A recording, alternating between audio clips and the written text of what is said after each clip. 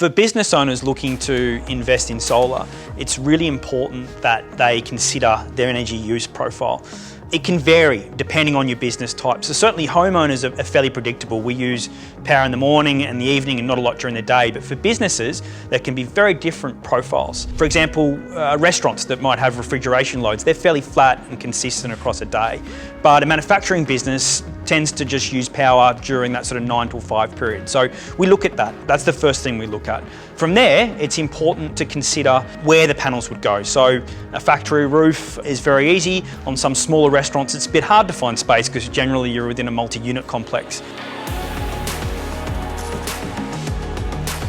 We then also look at direction, so the orientation of the panels and making sure that we can avoid obstructions. What you commonly see on commercial roofs is air conditioning, HVACs, stink pipes, aerials, all these sort of obstructions. So when we design a system for businesses, we take all of these things into consideration, make sure that we avoid all those obstructions on the roof.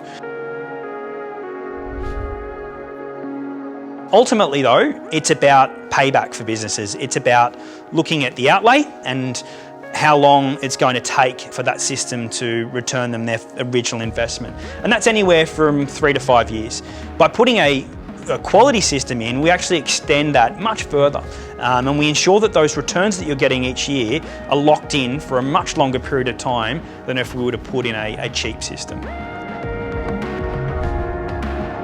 So, we're not just looking at a payback period and then all of a sudden that revenue stream dries up. If we purchase a high quality system, then that revenue stream is going to be locked in for a 25-year period, which is great for a business owner. When they're looking at forecasting, when they're looking at budgeting, they can ensure that that cost item that sits there on the operational expenses is fixed, and they're not seeing prices rise each year by the same amount that if they were to not have solar.